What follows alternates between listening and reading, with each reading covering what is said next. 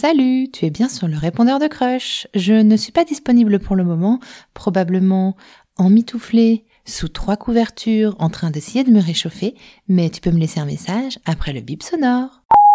Amis crusheurs et crusheuses, je ne sais pas ce que vous avez pensé de l'histoire qui vient d'être publiée ce mardi, mais très sincèrement, ce Thomas, il nous a mis en haleine tout le long. C'était vraiment extraordinaire.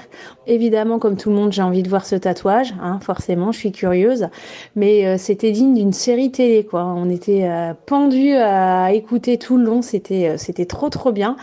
J'espère que notre Québécois et Marie-Chantal vont nous faire ce petit genre de confession quand ils seront ensemble, n'est-ce pas? Allez, bon week-end!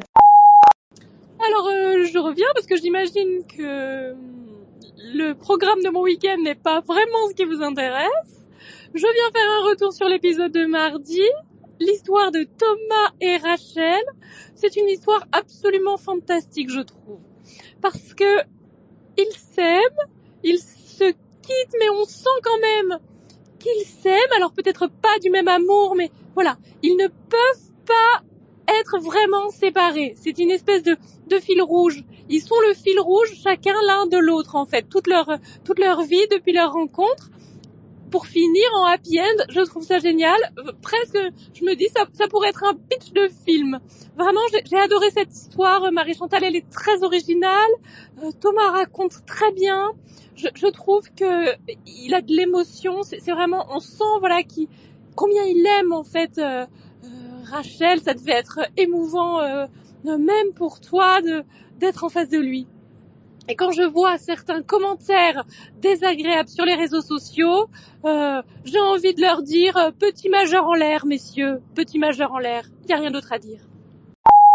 Salut MC, c'est Cécile du podcast Popine.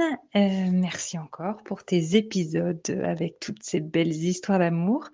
Je voulais savoir justement tous ces épisodes, j'aimerais bien avoir un petit peu les dessous du podcast et notamment savoir combien de temps te faut-il pour faire un épisode entre la recherche du couple ou de la personne qui va intervenir pour te raconter l'histoire d'amour, l'enregistrement, voilà, tout ça. Et puis évidemment le montage, mais j'ai cru comprendre que tu avais une super personne qui fait les montages. Donc voilà, est-ce que tu pourrais nous raconter un petit peu tout ça dans un épisode de répondeur? Voilà. Merci à toi, salut. Oui, bonjour, c'est Jean-Luc. J'étais en train de me promener sur l'Instagram de Chantal, ma femme, et puis j'ai vu les Sweet Crush. Bon, je voudrais faire mon petit modèle à moi. Moi, je suis passionné par les chouettes. J'ai une collection de petites chouettes à la maison.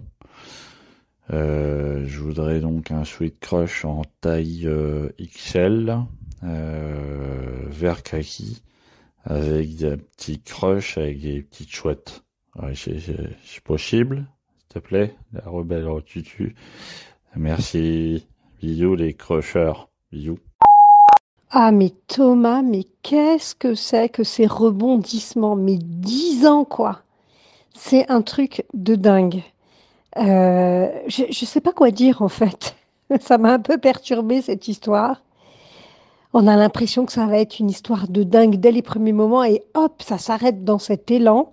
Là on se dit mais non mais c'est pas possible. Non mais ça vaut une super série télé ce truc-là.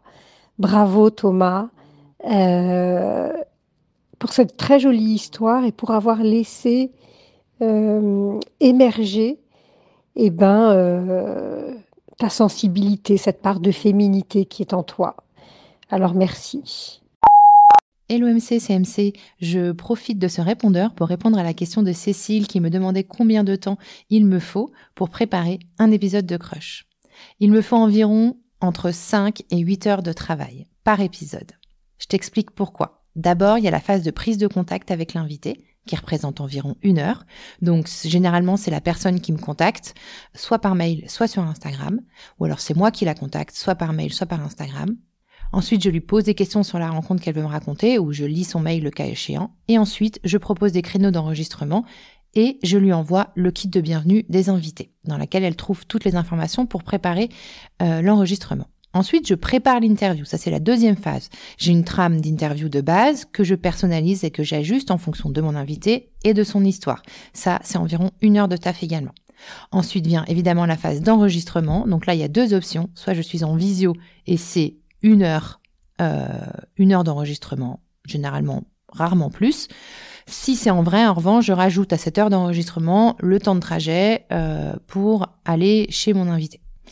Ensuite, après l'enregistrement, il y a une petite phase de récupération des fichiers que j'envoie à la monteuse, accompagnée d'un brief édito pour lui expliquer quels sont les enjeux de l'épisode, où est-ce qu'il me semble juste de faire les coupes, et toutes les infos d'éditorialisation.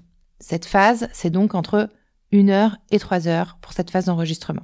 Et ensuite, il y a la dernière phase de finalisation du montage avec l'écriture de l'intro, l'enregistrement de l'intro, la sélection de l'extrait que je mets en tout début d'épisode.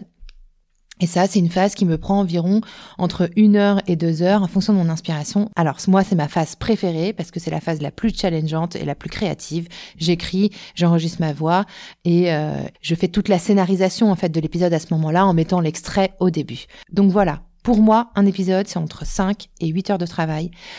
Il faut bien se rendre compte que je n'ai pas le montage et que si j'avais le montage, pour moi, ça représenterait par épisode entre 5 et 8 heures de taf en plus. Voilà, j'espère que j'ai répondu à ta question, Cécile. Bisous, ciao!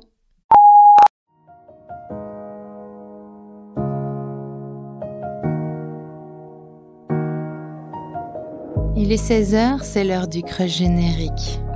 Il est 16h, c'est l'heure de la dédicace. Laurent, Lucie, Mathilde, Élodie et Valérie, vous êtes magiques. Putain, merci pour votre cœur et votre audace. Votre soutien sur Patreon, c'est pas du toc. Je me sens moins conne, j'ai même l'impression d'être un rock. Ensemble, on va faire vibrer nos émotions. Ensemble, on va faire la révolution. Si toi aussi, tu veux ta case dédiée, soutiens-moi en échange de contrepartie. Sur Patreon, ton bonheur tu vas trouver. Et moi le podcast, je pourrai continuer.